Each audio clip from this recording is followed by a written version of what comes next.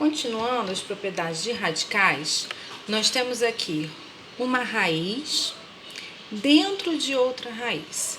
E nós vamos transformar isso em uma única raiz. Então, eu quero que isso aqui vire uma única raiz. E o que vai mudar? O índice. Você vai pegar e vai fazer o 3 vezes o 2. Você faz uma multiplicação dos índices. 3 vezes 2, 15. Então, fica uma raiz de índice 15 de 2. Como 2 é primo, não preciso fatorar o 2.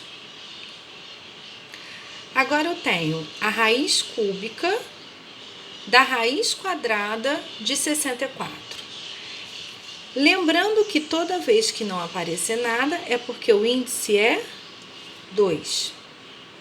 Então, vou fazer o produto 3 vezes 2, 6. Vou ficar com a raiz sexta de 64. O que a gente faz com esse 64? A gente fatora. A gente já viu que 64, na sua forma fatorada, ó, por 2, 32, por 2, 16, por 2, 8, por 2, 4, por 2, 2, por 2, 1. 64 é o 2 aparecendo 1, 2, 3, 4, 5, 6 vezes. 2 elevado à sexta. Então, eu vou substituir o 64 pela sua forma fatorada. Vai ficar a raiz sexta de 2 elevado à sexta. Aplicando a primeira propriedade, corto o índice com expoente e isso vai dar uma raiz exata, 2. A quarta e a quinta propriedades, elas são bem parecidas, tá?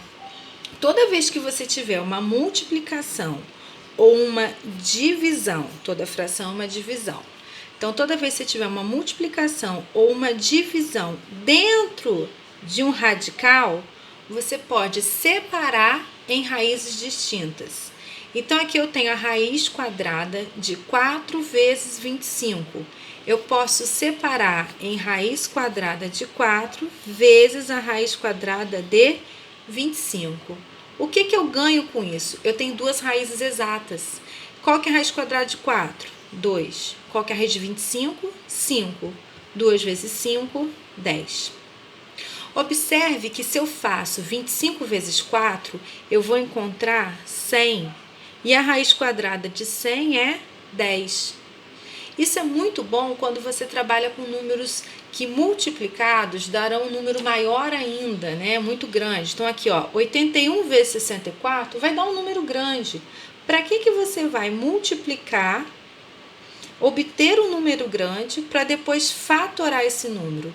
Então, vale mais a pena você separar em duas raízes, ó, raiz quadrada de 81 vezes raiz quadrada de 64. A raiz quadrada de 81 é 9. A de 64 é 8. 9 vezes 8, 72. Então, mesmo sem saber quanto que dá essa multiplicação, eu sei que a raiz quadrada desse produto é 72. Aqui, 25 sobre 9. Essa divisão não é exata. Uma formiguinha aqui. Essa divisão não é exata. Então, você não vai dividir para poder calcular a raiz do número não exato, né? Você vai separar, ó, vai ser a raiz quadrada de 25 sobre a raiz quadrada de 9. A raiz de 25 é 5 e a raiz de 9 é 3. No nosso último exemplo, raiz cúbica de 27 oitavos vai ser a raiz cúbica de 27 sobre a raiz cúbica de 8. O que eu faço com 27 com 8? Fatoro. 27 por 3, 9. Por 3, 3. Por 3, 1. Então, 27 é o 3 aparecendo 3 vezes. 3 ao cubo. Então, vou ter raiz cúbica de 3 ao cubo. 8 é par. Por 2, 4. Por 2, 2. Por 2, 1. O que é o 8? É o 2 aparecendo 3 vezes. Então, ficou raiz cúbica de 2 ao cubo. Vejam, índice e expoente iguais, corta. 3.